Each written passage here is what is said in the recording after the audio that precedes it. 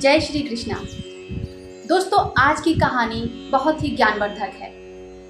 एक बूढ़ी चिड़िया ने बताया कि चाहे कितने भी विश्वास पात्र हों, लेकिन अपनी पत्नी को कभी भी इन 3 लोगों के साथ नहीं छोड़ना चाहिए। दोस्तों, बहुत समय पहले की बात है।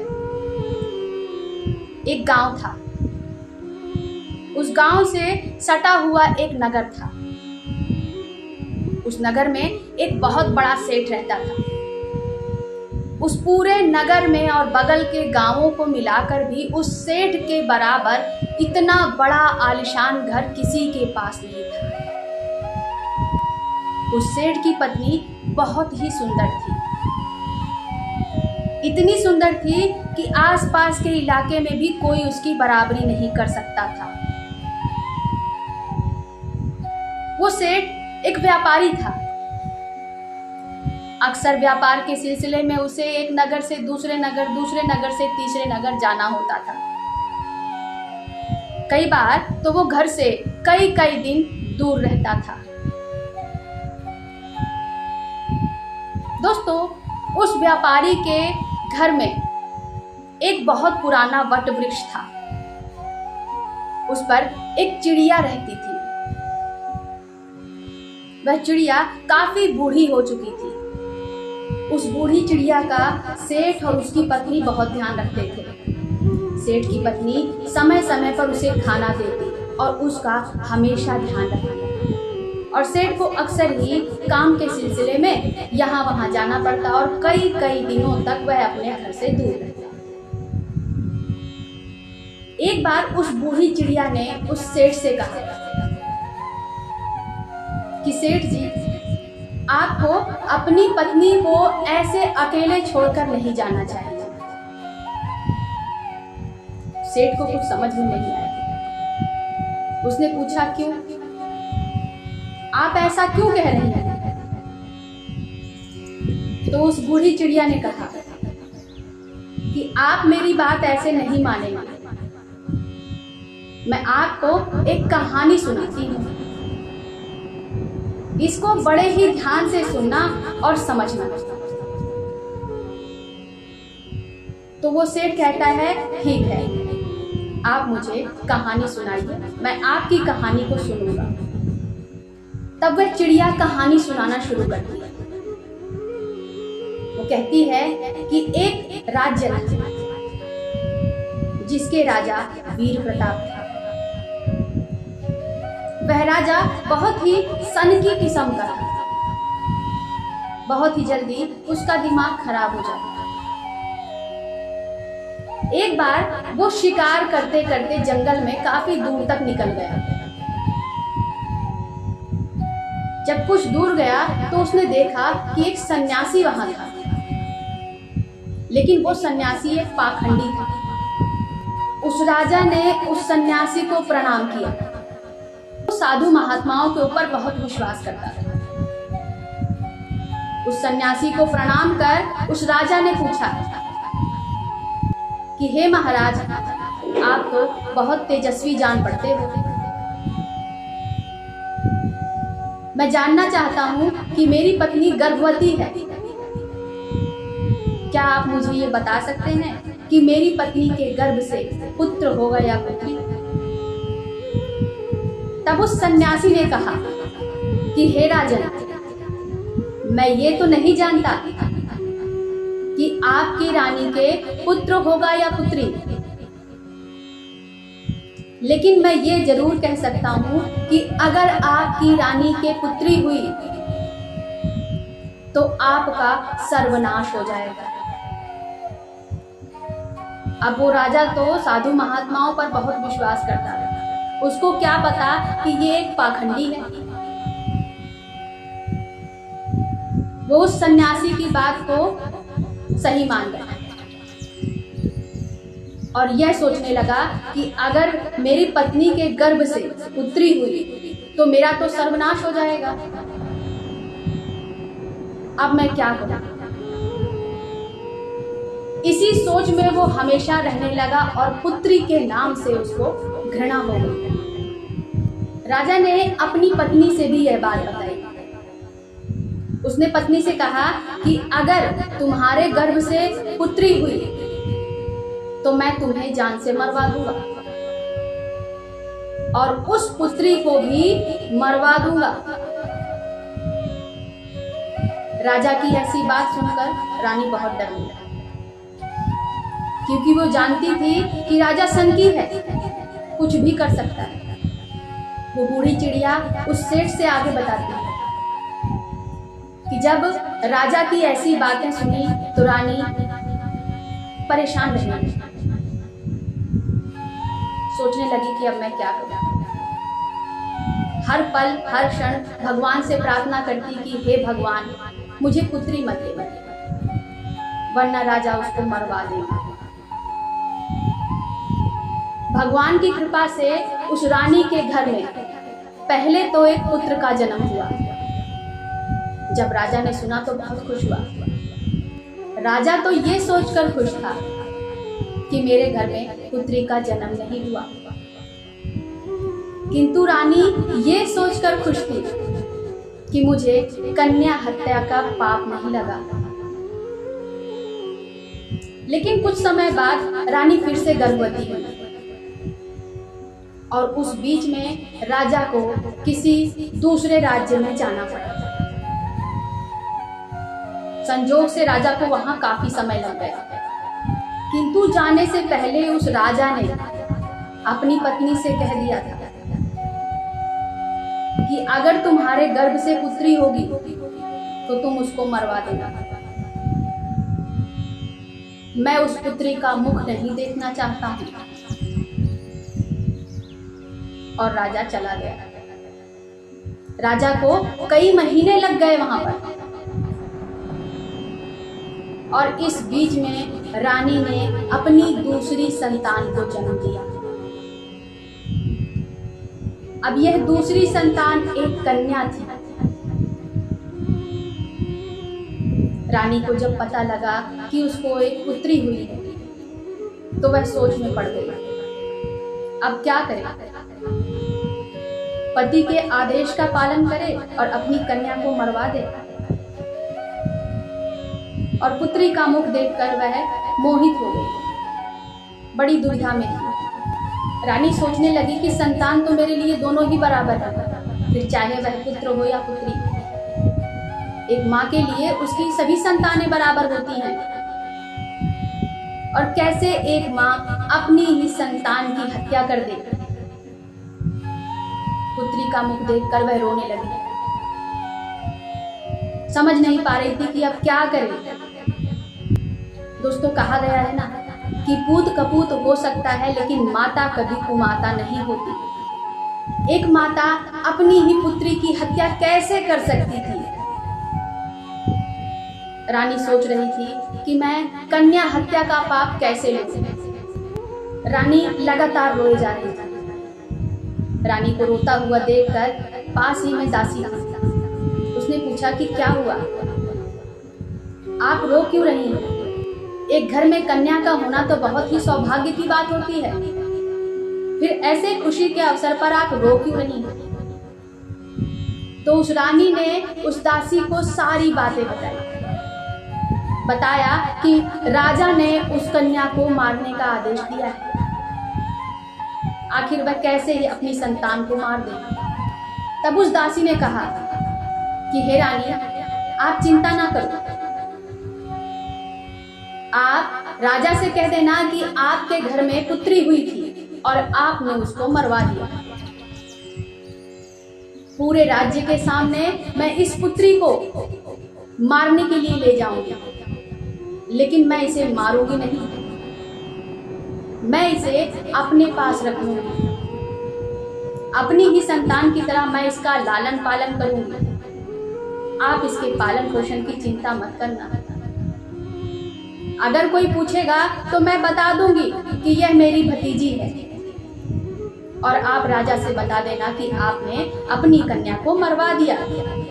यह सुनकर रानी प्रसन्न हो गई। उसकी चिंता कहीं न कहीं समाप्त हो रही थी। रानी ने उस दासी से कहा कि मैं आपका यह एहसान कभी नहीं भूलूंगी। रानी ने कुछ महंगे महंगे आभूषण उस दासी को दिए और कहा, इससे तुम अपना खर्चा चलाना और जब भी तुम्हें जरूरत होगी तुम मुझसे बता देना। तुम्हें धन की कोई कमी नहीं होगी, लेकिन हाँ, यह राज किसी को पता नहीं चलना चाहिए। रानी सोच रही थी कि क्या हुआ अगर मैं अपनी पुत्री का मुख नहीं देख पाऊंगी। वो जीवित तो रहेगी, उसका लालन पालन तो होगा। कोई बात नहीं अगर वो मुझसे दूर रहेगी, उसका जीवन ही मेरे लिए बहुत है। आगे वो बूढ़ी चिड़िया उस सेठ से बताती है कि इस तरह से उस रानी ने पूरे राज्य में खबर फैला दी कि दासी मेरी पुत्री को ले गई और उसने उसे मार दिया।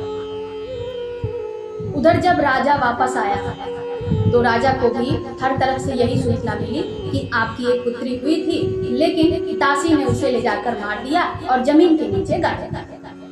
राजा यह सब सुनकर बहुत प्रसन्न हुआ। दोस्तों, वह दासी उस कन्या का अच्छे से पालन पोषण कर रही थी। कोई पूछता तो बता देती कि यह मेरी भतीजी है, और रानी का जब भी मन होता तो दासी उनकी पुत्री लाकर उनको दिखा देती, और जब भी कोई उससे पूछता कि ये कौन है तो बताती कि ये मेरी भतीजी है। अपनी पुत्री को देखकर रानी की ममता जाग जाती। रानी उसको खूब प्यार दुलार करती और उस दासी को समय समय पर धन प्रदान करती रहती ताकि उसकी बेटी को किसी तरह की कोई कमी ना हो। वह दासी भी उस पुत्री का अच्छी तरह से पालन कर रही थी। समय बीतता गया और धीरे धीरे वह कन्या बड़ी हो गई। बेशक वह कन्या राजघराने में नहीं पली थी, लेकिन थी तो एक राजकन्या। दासी के घर में पाली गई, लेकिन फिर भी इतनी खूबसूरत थी, एकदम राजकुमारियों जैसे लक्षण थे उसके, बहुत ही सुंदर। जो भी उसको देखता मंत्रमुग्ध हो जाता।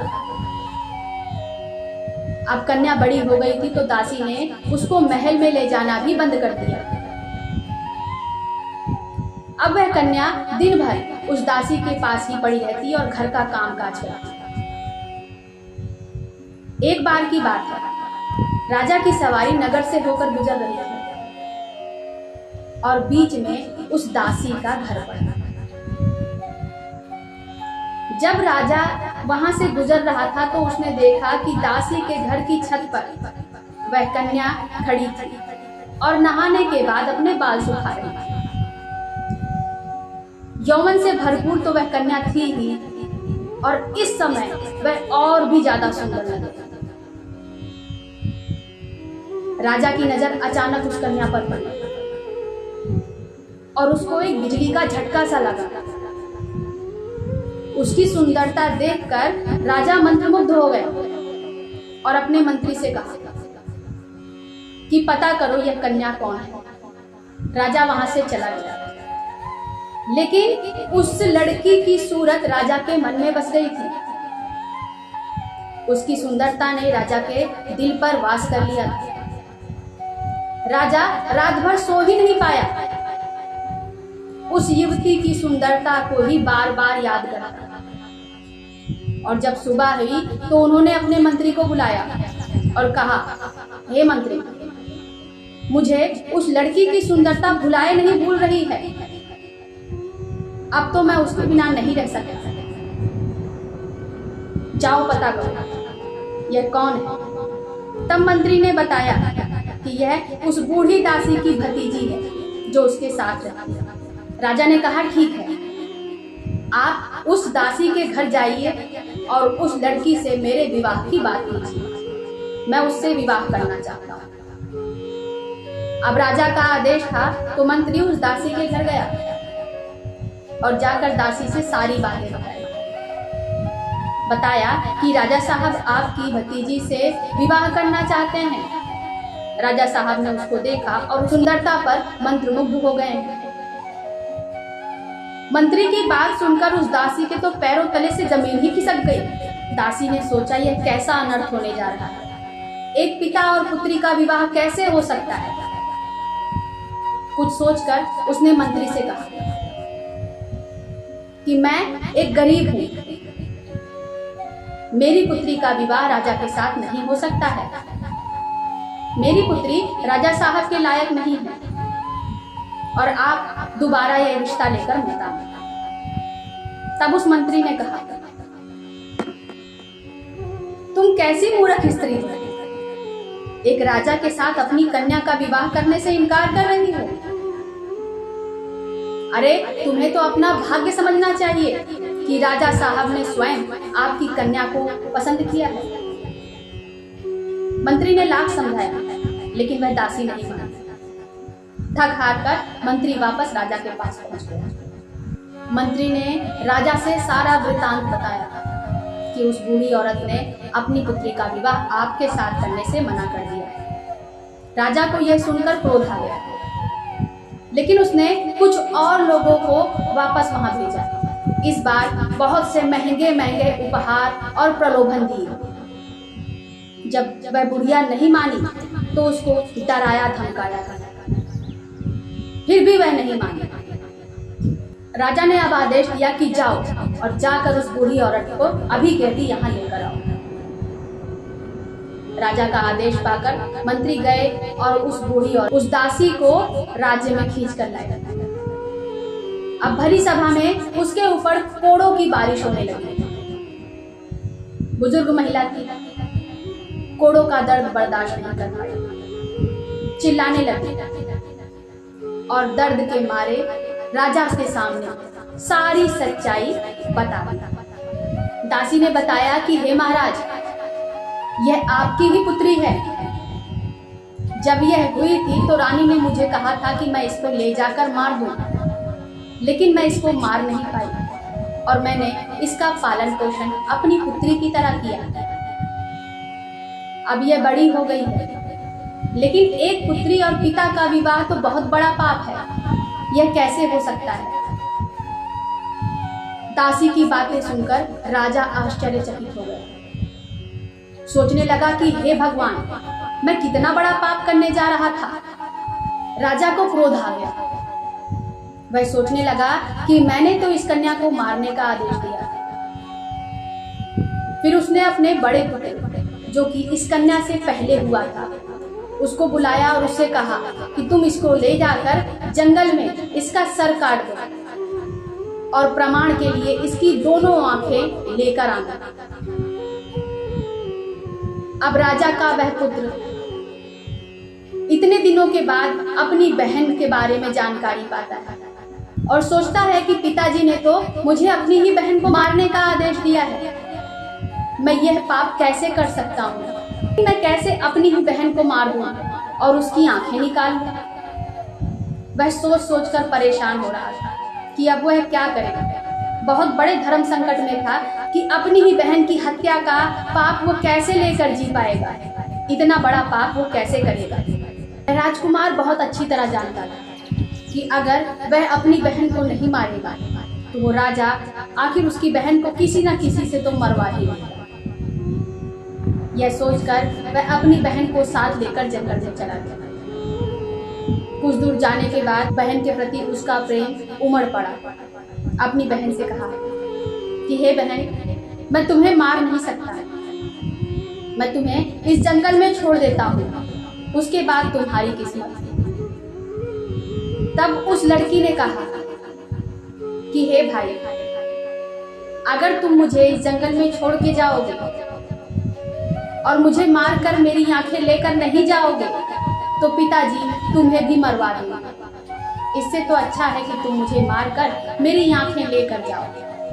दोनों भाई बहन एक दूसरे को देखकर भावुक हो गए और एक दूसरे से लिपटकर रोने लगे। और अंतिम फैसला उस भाई ने लिया कि मैं तुम्हें नहीं मारूंगा, मैं तुम्हें इस जंगल में छोड़कर चला जाऊंगा। इसके बाद भगवान की इच्छा है वो तुम्हारे साथ चाहे जो करे। पिताजी से मैं कोई ना कोई बहाना बना दूंगा। इतना कहकर अपनी बहन को वहीं जंगल में छोड़कर वह लड़का वहां से वापस जा रहा था। कुछ ही दूर चला कि एक हिरन वहां दिखा। उस लड़के ने तुरंत ही उस हिरन का शिकार किया और उसकी दोनों आंखें निकालकर अपने पिता के समक्ष पहुंच गया। पिता के सामने जाकर बताया कि मैंने बहन को मार दिया और ये उसकी दोनों आंखें। जब राजा ने ये सब देखा तो उसे विश्वास हो गया कि पुत्र ने उसकी पुत्री की हत्या कर दी। वह बहुत खुश हुआ। आगे वह बूढ़ी चिड़िया उस सेठ को बताती है। कुछ देर बाद वह लड़का रानी के पास पहुंचा। रानी ने उससे पूछा, बेटा क्या तुम सचमुच अपनी बहन को मारकर चले आए? तो उस लड़के ने कहा कि माँ, मैं तुमसे झूठ नहीं बोलूंगा, मैंने अपनी बहन को मारा नहीं। और पूरी सच्चाई उस रानी को बता दी। रानी ने कहा, तुमने बहुत अच्छा किया, और मन ही मन भगवान का धन्यवाद करने लगी कि हे प्रभु, मेरी पुत्री की रक्षा करना, उसको जिस हाल में रखना, सुखी रखना, उसको किसी ऐसी जगह लगा देना जिससे उसका जीवन सार्थक हो जाए। रानी भगवान से मनाने लगी कि हे प्रभु, जब आपने उसको जन्म दिया है तो ऐसा इंतजाम करना कि वह अपना पूरा जीवन जीकर ही मृत्यु को प्राप्त करे, कोई उसका कुछ न बिगाड़ पाए, आप ही उसका सहारा हो। उधर वो लड़की जंगल में रहती है, वहीं के फल फूल खाती और उसी में अपना जीवन बिताने लगी। जंगल की कटीली झाड़ियां थी जिनके बीच में चलते चलते उसके कपड़े फट गए, और एक समय तो ऐसा भी आया कि उसके सारे कपड़े ही फट गए। अब वह जंगल में इधर उधर पेड़ों से फल तोड़ती, उन्हें खाती और उसके बाद झाड़ियों के बीच में छुपकर ही सो जाती। एक बार की बात है, एक पड़ोसी देश का राजा उस जंगल में शिकार करने के लिए आया। उस समय वह लड़की पेड़ों से फल तोड़ रही थी। जब उसने घोड़े के आने की आहट सुनी तो वहीं छुप गई। संजोग देखिए कि जिस पेड़ के नीचे झाड़ियों में वह राजकुमारी छिपी थी, उसी पेड़ के नीचे आकर वह राजा बैठ गया और विश्राम करने लगा। उस राजा की निगाह उन झाड़ियों पर गई। उसने बड़े ध्यान से देखा कि लगता है यहाँ पर कोई छिपा है, कोई मानव आकृति नजर आ रही है। राजा ने कहा कि देखो, झाड़ियों के पीछे तुम जो कोई भी हो, निकलकर सामने आ जाओ। मैं विश्वास दिलाता हूँ कि मैं तुम्हें कुछ नहीं कहूंगा, लेकिन तुम मेरे सामने आओ। कौन हो तुम? उस राजा के विश्वास दिलाने के बाद राजकुमारी को भरोसा हो गया। उसने झाड़ियों के पीछे से ही आवाज लगाई कि हे राजन, मैं एक दुखी स्त्री हूँ और इस समय मैं निर्वस्त्र हूँ, मेरे पास पहनने के लिए भी कपड़े नहीं। यदि आप मुझे कोई कपड़ा दे दो तो मैं पहनकर आपके सामने आ जाऊंगा। राजा ने जब ये बात सुनी तो उसे विश्वास हो गया, जरूर कोई दुखिया है, वरना इतने निर्जन वन में कौन ऐसे पड़ा रहता है। राजा ने अपने ऊपर ओढ़ा हुआ दुशाला जो होता है वो उठाकर उस झाड़ी के बीच में फेंक दिया। उस राजकुमारी ने वो दुशाला लिया और उसको पहना, खुद को ढककर झाड़ी से बाहर। राजकुमारी तो सुंदर थी।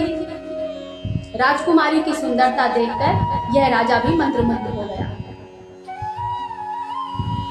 राजकुमारी से बोला कि हे सुंदरी, इतनी सुंदर स्त्री तो मैंने जीवन में कभी देखी ही नहीं। तुम तो मेरी रानी बनने के योग्य हो। तुम कौन हो, क्या हो, मुझे उससे कुछ नहीं मतलब। क्या तुम मुझसे विवाह करोगी? और राजा ने अपने बारे में सब कुछ उस लड़की को बता दिया। कहते हैं ना कि डूबते को तिनके का सहारा भी बहुत होता है। उस राजकुमारी को जब राजा ने विवाह के लिए कहा तो वह तैयार हो गई। उस राजा ने उस कन्या को अपने घोड़े पर बैठा और अपने नगर की ओर चल दिया। जब नगर में पहुंचा तो सबसे पहले वह अपने पिता के समय के एक मंत्री के पास पहुंचा। उनके घर जाकर उस कन्या को उनके घर पर छोड़ दिया और उनसे कहा कि हे काका, इस कन्या को आप अपनी पुत्री के समान समझना, मैं इससे विवाह करूंगा। लेकिन अगर मैं इसे अभी राज्य में ले जाता हूं तो लोग समझेंगे कि मैं इसे भगा कर लाया हूं, जिससे मेरी मान मर्यादा पर, मेरी प्रतिष्ठा पर उंगली उठेगी। और यह सही नहीं है। मैं इस कन्या से पूरे विधि विधान के साथ विवाह करूंगा। तब तक आप इसे अपनी पुत्री के समान ही घर में रखना। उस राजा ने उस मंत्री से कहा कि मैं कल कुछ लोगों के साथ आऊंगा और विधि विधान के अनुसार आपसे इस कन्या का हाथ मांगूंगा और उसके बाद इससे विवाह करूंगा। तब उस मंत्री ने कहा कि कोई बात नहीं, अब यह आपकी अमानत है मेरे पास, आप जब चाहे तब आना, मैं इसको अपनी कन्या की तरह ही रखूंगा। अगले दिन वह राजा कुछ मंत्रियों को भेजता है। राजा के मंत्री आते हैं और उस बुजुर्ग मंत्री के घर पर आकर उसकी बेटी का, उस लड़की के विवाह का प्रस्ताव रखते हैं। वह राजी हो जाता है और कुछ ही दिनों में सगाई और विवाह का सारा कार्यक्रम संपन्न हो जाता है। अब वह राजकुमारी और वह राजा चंद्रभान बहुत ही हंसी खुशी से रहने लगते हैं। वह राजा यह सोचकर खुश होता है कि मुझे इतनी सुंदर पत्नी मिली है, और वह राजकुमारी पति और परिवार पाकर खुश थी। राजा ने विवाह के बाद भी कभी भी उस लड़की से उसका परिचय नहीं पूछा। दोनों का वैवाहिक जीवन बहुत ही सुखमय बीत रहा था। धीरे धीरे 2 वर्ष बीत गए। उस रानी ने एक पुत्र को जन्म दिया। राजा बहुत खुश था कि पुत्र धन की प्राप्ति हुई है। पुत्र के होने के बाद राजा उस रानी के पास गया और बोला कि प्रिय, अब तो हम दोनों एक बच्चे के माता पिता हैं। अब तुम मुझे अपने बारे में बता सकती हो, मुझे अपने वंश के बारे में बता सकती हो, मैं जानना चाहता हूँ। रानी ने किसी तरह उस बात को टाल दिया और इधर उधर की बातें करने लगी। कुछ दिन बाद फिर से एक पुत्र हुआ और इस बार फिर से राजा ने वही सवाल किया। रानी से फिर से कहा कि मैं आपके परिवार के बारे में, आपके वंश के बारे में जानना चाहता हूँ, आप मुझे बता सकते हैं। लेकिन रानी यह सब बताना नहीं चाहती थी, तो वो फिर से कोई ना कोई बहाना करके टालना चाहती थी। लेकिन राजा बार बार जोर देने लगा, तो रानी ने अपनी सारी व्यथा सुनाई, बताया कि कैसे उसके पिता ने उसकी मृत्यु का आदेश दिया था और कैसे कैसे उसका जीवन बीता। रानी की करुण दशा सुनकर उस राजा की आंखों से आंसू बहने लगे। सोचने लगा कि ये कितना कष्ट सहकर आई है, कितना कष्टों से भरा जीवन इसने जिया है। फिर उसने कहा कि धिक्कार है ऐसे पिता पर जो अपनी ही बेटी को मारने का आदेश दे दे। कुछ देर बाद उसने रानी से कहा कि हे रानी, अगर मैं आपको आपके पिता से मिलाने ले चलूं तो क्या आप मिलना चाहोगी? तो रानी ने इनकार कर दिया कि मुझे अपने पिता से मिलने की कोई इच्छा नहीं है। राजा ने बार बार जोर दिया कि तुम्हें अपने पिता से मिलना चाहिए। राजा के बार बार समझाने पर रानी राजी हो गई और राजा ने योजना बनाई कि अगले ही दिन हम उस राज्य में चलेंगे और तुम्हारे पिता से मिलेंगे। अगले दिन पिता के घर जाने के लिए पूरी तैयारी कर दी गई। सेना की एक टुकड़ी भी तैयार हुई, कुछ मंत्री भी तैयार किए गए और रानी भी तैयार। सब लोग निकलने ही वाले थे, तभी अचानक राजा को एक आवश्यक कार्य आ गया और उसे दूसरे नगर जाना पड़ा। राजा ने अपने मंत्रियों से कहा कि एक काम करो, सेना की एक टुकड़ी अपने साथ ले जाओ और कुछ मंत्रियों के साथ आप लोग रानी के साथ ही रहना और उनको उनके पिता से मिलवाना। राजा ने उस रानी को समझाया कि तुम परेशान मत होना, बिल्कुल भी मत घबराना, तुम्हारे वहां पहुंचने से पहले ही मैं वहां पहुंच जाऊंगा। और रानी को समझाकर अपने संतानों के साथ रानी को अपने पिता के यहाँ के लिए विदा कर दिया। अब रानी के साथ सेना की एक टुकड़ी और कुछ मंत्री रवाना हो गए। उस रानी का मायका काफी दूर था, तो रास्ते में चलते चलते ही संध्या बेला हो गई और अंधेरा होने लगा। तो उन्होंने पास ही के जंगल में अपना तंबू तान दिया। जब तंबू बनाए जाने लगे तो उस मंत्री ने रानी के बगल ही अपना तंबू बनवा दिया। जब रानी ने देखा कि मंत्री मेरे बगल में ही अपना तंबू बनवा रहा है तो उन्होंने उस मंत्री को बुलाया और कहा कि हे मंत्री, क्या तुम जानते हो कि मैं एक राजा की पुत्री हूं और मैं एक राजा की पत्नी हूं, फिर तुम मेरे बगल में अपना डेरा कैसा लगा सकते हो? उस मंत्री ने कहा कि महारानी, राजा साहब ने मुझे आपकी रक्षा के लिए रखा है। आपके और आपके बच्चों की रक्षा की जिम्मेदारी मुझ पर है। अगर आप लोगों को कुछ हो गया तो मैं महाराज को क्या जवाब दूंगा? रानी के लाख मना करने पर भी वह मंत्री नहीं माना और वहीं बगल में ही डेरा जमाकर रुक गया। सभी लोग इतना पैदल चलकर आए थे कि एकदम थके हुए थे। थकावट से चूर होने की वजह से भोजन करते ही सबको गहरी निद्रा आ गई। रात्रि के दूसरे पहर में वह मंत्री उठा और रानी के तंबू में आ गया। जैसे ही वह मंत्री रानी के शिविर में आया, रानी की आंख खुल गई। रानी उस मंत्री को देखकर घबरा गई और जोर जोर से बोलने लगी। रानी को लगा कि इसकी मंशा ठीक नहीं है, तो उसने कहा कि अभी के अभी मेरे डेरे से बाहर निकल जाओ। तुम्हारी हिम्मत भी कैसे हुई मेरे डेरे के अंदर आने की? और जोर जोर से कहने लगी कि अभी के अभी बाहर निकल जाओ, मुझे हाथ लगाने की कोशिश भी मत करना। वह मंत्री रानी की कोई बात सुन ही नहीं रहा, लगातार रानी की ओर बढ़ता जा रहा। रानी लगातार चिल्ला रही थी, डांट रही थी कि दूर हो जाओ, निकल जाओ मेरे शिविर से बाहर, लेकिन वो नहीं सुन रहा था। रानी उसकी मनसा को समझ गई। जब वह नहीं रुका तो रानी ने अपने बड़े बेटे को उठाया और उसके सामने खड़ा कर दिया और उसे भगवान की और अपने बेटे की दुहाई देने लगी। लेकिन वो मंत्री कुछ भी नहीं सुन रहा था, उस पर तो जैसे कुछ असर ही नहीं हो रहा था। उसके मन में तो वासना ने घर कर लिया था। उसको कुछ समझ में नहीं आ रहा था, कुछ दिखाई नहीं दे रहा था। उसकी आंखों के सामने केवल रानी की सुंदरता नाच रही थी और वह रानी को पा लेना चाहता था। उसने अपनी तलवार निकाली और रानी के बड़े बेटे की गर्दन धड़ से अलग कर दी। रानी समझ गई कि ये अब नहीं मानेगा, तो उसने थोड़ा नरम रुख अपनाया और मंत्री से कहा कि तुम रुको, मैं थोड़ी देर में आती हूँ, उसके बाद तुम्हारा जो मन कहेगा, तुमसे जो बन पड़ेगा तुम वो कर लेना, मैं तुमको नहीं रोकूंगी।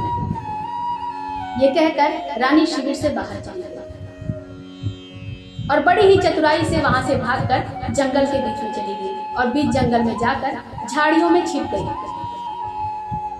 जब सुबह हुई तो झाड़ियों से निकलकर रानी वापस अपने शिविर में आई और देखा तो पुत्र का सिर कटा हुआ पड़ा था। अब रानी क्या कर सकती थी? उसके हाथ में कुछ भी नहीं था। अब तो ना पीछे जा सकती थी ना आगे जा सकती थी। जैसा चल रहा था वैसा चलने लगा। आगे का सफर शुरू हुआ। अगले दिन फिर चलते चलते शाम हो गई और रात्रि शुरू होने ही वाली थी, तो एक जगह फिर से डेरा लगा लिया। अब रानी के शिविर के बगल में सेनापति ने अपना शिविर बना लिया। रानी ने उसको बुलाया और समझाया कि मैं एक रानी हूँ, एक राजा की पुत्री हूँ और एक राजा की पत्नी हूँ, तो मेरे शिविर के बगल में इस तरह से तुमको शिविर नहीं लगाना चाहिए। उस सैनिक ने भी जवाब दिया कि मेरे ऊपर आपकी रक्षा की जिम्मेदारी है, लेकिन वो सेनापति नहीं माना, उसके नियत में भी खोट थी। रानी भी अब ये भाप गई थी कि इसकी नियत भी ठीक नहीं है, लेकिन करती क्या? इस सोच में पड़कर रानी को रात भर नींद नहीं आई। वह करवटें बदल रही थी। आधी ही रात बीती थी, तब तक वो सेनापति उठ के रानी के शिविर में चला आया। रानी ने उसको देखा तो ललकार के बोली कि हे दुष्ट, क्या तुझे पता है कि मैं एक राजा की पुत्री हूँ? और एक राजा की पत्नी हूं, फिर भी तू ऐसे दुस्साहस कैसे कर सकता है? उस सेनापति ने भी कुछ नहीं सुना। उसके सर पे भी वासना नाच रही थी। रानी की सुंदरता से वो भी मंत्रमुग्ध था। वह भी रानी को पा लेना चाहता था। रानी की बातों का उस सेनापति पर भी कोई असर नहीं हो रहा था। वह लगातार रानी की ओर बढ़ता जा रहा था।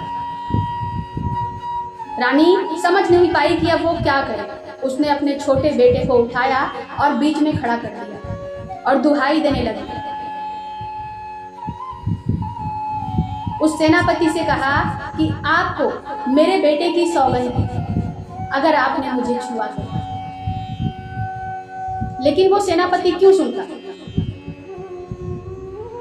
उसके मन में तो वासना घर कर गई। उसे कुछ समझ में नहीं आ रहा था। उसने तलवार निकाली और रानी के दूसरे बेटे का भी गला काट दिया।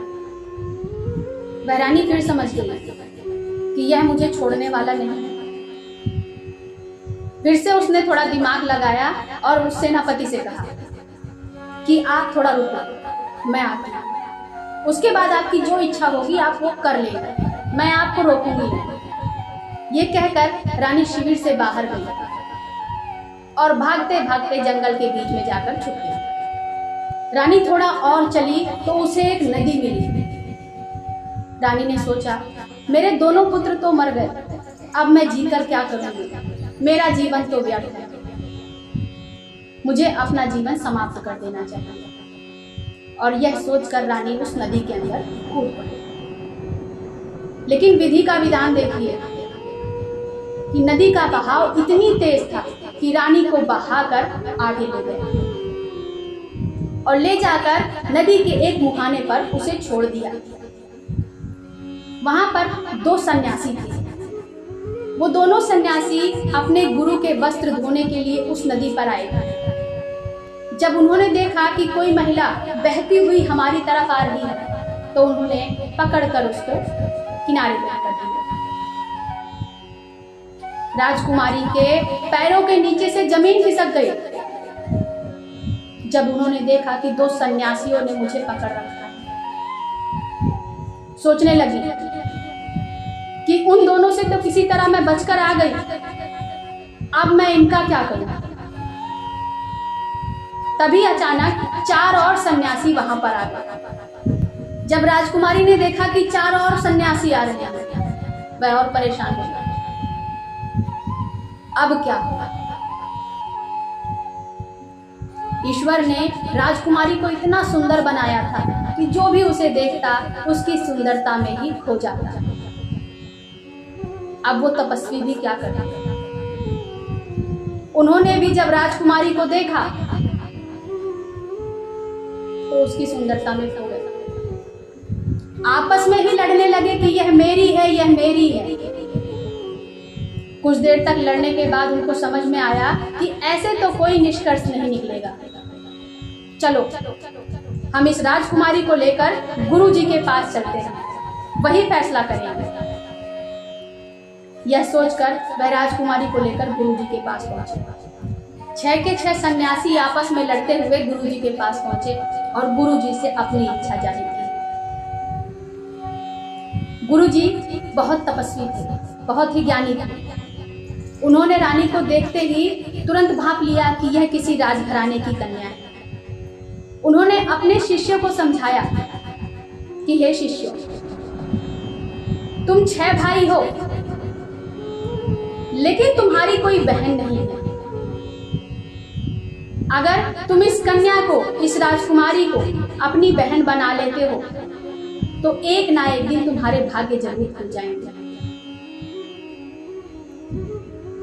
गुरु जी की बात मानकर वो शिष्य राजी हो गए और उस रानी को अपनी बहन बनाकर वहां रखने लगे। रानी वहां पर रहने तो लगी, लेकिन उसको पता लग गया कि यह मेरे पिता के ही राज्य का है। वह जान गई कि मैं अपने पिता के राज्य की सीमा में अब प्रवेश कर चुकी हूँ। वो सन्यासी उस रानी को अपनी बहन की तरह रखने लगे। कुछ समय के बाद राजा चंद्रभान वापस आया और उसने अपने उस मंत्री और सेनापति से रानी और अपने बच्चों के बारे में पूछा। वो मंत्री और सेनापति दोनों एक ही स्वर में बोल पड़े कि हे राजन, आपकी रानी रानी नहीं थी, वो तो एक डायन है। उसने अपने दोनों पुत्रों को मार दिया और स्वयं भाग गई। उन लोगों ने राजा को इस तरह से बताया कि राजा ने उनके ऊपर विश्वास कर लिया और उनकी बातों को सत्य मान लिया। अब तो राजा चंद्रभान ने निश्चय कर लिया कि मुझे उसके पिता से अवश्य मिलना है, और यह सोचकर सेनापति और मंत्री के साथ निकल पड़ा। उधर रानी अपने 6 भाइयों के साथ रह रही थी जो कि सन्यासी थे। रानी ने अपने 6 भाइयों से कहा कि आप राजा के पास जाइए और जाकर उनसे पूछिए कि मेरी बहन आपको एक कहानी सुनाना चाहती है, यदि आप आज्ञा दें। उस रानी को बहुत अच्छी तरह पता था कि उसके पिता कहानी सुनना बहुत पसंद करते थे, उन्हें कहानियां बहुत प्रिय थी। अब रानी के 6 भाई जो कि सन्यासी थे राजा के पास गए और जैसा कि बहन ने कहा, राजा से अपनी बहन की कहानी सुनाने की आज्ञा मांगी। राजा राजी हो गया और अगले दिन वह रानी कहानी सुनाने के लिए राज्य में आने वाली। रानी उस समय योगियों के वेश में थी, तो उसे कोई पहचान नहीं पाया। रानी दरबार में आई और अपने पिता के ही सम्मुख किस्सा सुनाया। राजा को किस्सा बहुत अच्छा लगा, बहुत प्रसन्न हुए और खूब सारे उपहार देकर रानी को पुरस्कृत किया। उन सन्यासियों ने कहा कि हे राजन, आपकी जब भी कहानी सुनने की इच्छा हो आप हमें बता देना, हमारी बहन आकर आपको कहानी सुनाएगी। क्योंकि राजा को किस्सा सुनना बहुत प्रिय था, तो वह आए दिन ही राजकुमारी को बुला लेता। उस राजकुमारी की कहानियां राजा को बहुत अच्छी लगती। वह रोज उसको पुरस्कृत करता, रोज धन देता, पुरस्कार देता, और रोज वह पुरस्कार लेकर रानी अपने सन्यासी भाइयों के बीच में चली जाती। अब तो उन सन्यासियों का जीवन ही बदल गया। वो सन्यासी जो रोज गांव-गांव घूमकर भिक्षा मांगते थे, अब तो उनको राजा के यहाँ किस्सा सुनाकर ही इतना पर्याप्त धन मिल जाता कि उन्हें मांगने की जरूरत ही नहीं पड़ती। एक दिन जब राजकुमारी किस्सा सुनाने के लिए आई तो उसने देखा कि राजा चंद्रभान, उसके सेनापति और मंत्री भी दरबार में पहुंच चुके। वो भी दरबार में विराजमान थे। रानी ने सोचा यह अच्छा अवसर है। उसने अपने पिता यानी राजा से कहा कि हे राजन, मैं आज आपको एक बहुत ही दर्द भरा किस्सा सुनाने वाली हूँ, लेकिन उससे पहले मेरी विनती है कि यदि किसी को भी कोई आवश्यक कार्य है तो वो अभी जाकर कराए। मेरे किस्से के बीच में कोई भी उठकर ना जाए। अगर कोई किस्सा सुनाने के बीच में उठकर गया तो मैं किस्सा वहीं रोक दूंगी। राजकुमारी एक सुरक्षित स्थान पर पर्दे की ओट में बैठ गई और उसने अपना किस्सा सुनाना शुरू कर दिया।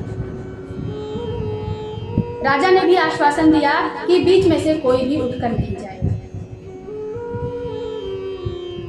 तो रानी ने शुरू किया कि हे सभासदों, मैं आपको जो किस्सा सुनाने जा रही हूँ उसको बड़े ही ध्यान से सुनिएगा।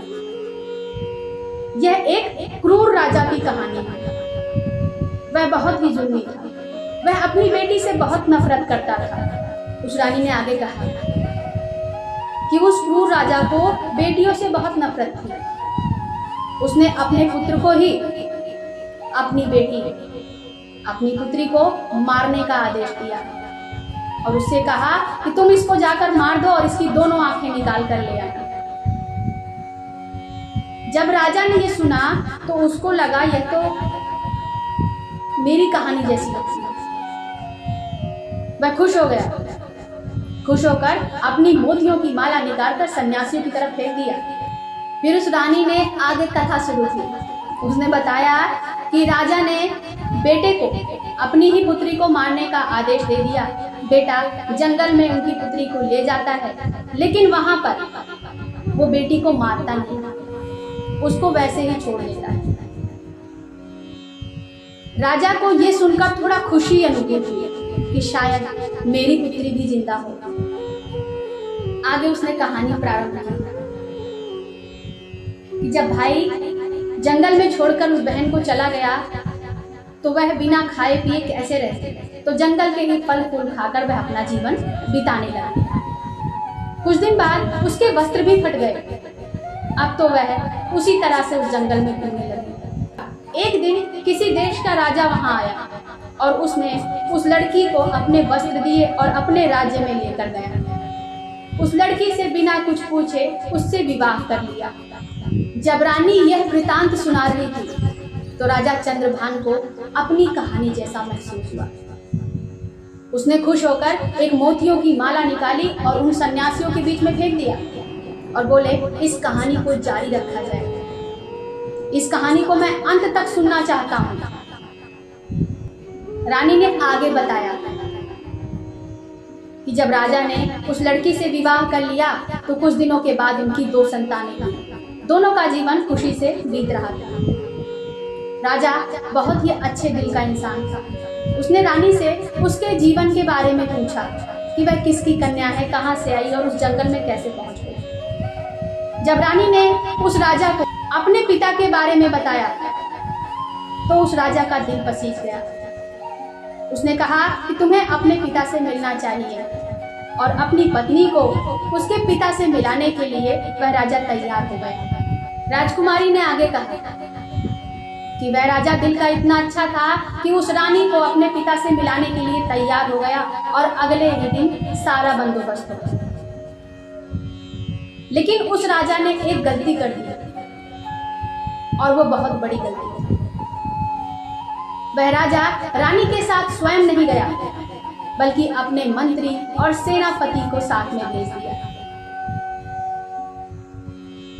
जबकि सच्चाई यह है कि अपनी जवान पत्नी, जवान बहन, जवान बेटी को कभी भी किसी दूसरे के भरोसे नहीं छोड़ना चाहिए और ना ही कभी दूसरे के ऊपर विश्वास करना चाहिए, ना उनके साथ रहने देना चाहिए, फिर चाहे वह कितना भी विश्वास पात्र हो।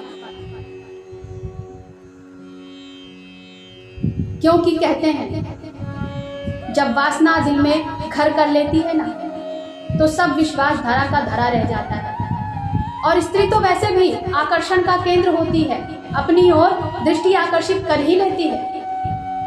कहते हैं कि अपनी स्त्री को, अपनी बहन को, अपनी बेटी को कभी भी किसी भी पुरुष के साथ अकेला नहीं छोड़ना चाहिए, चाहे कितनी भी बड़ी विपदा क्यों ना आ जाए। खासकर जब आपकी बहन, स्त्री या फिर बेटी जवान हो गई। कहते हैं ना कि स्त्री, धन और विद्या ये उसी के हो जाते हैं जिसके पास ये रहते हैं।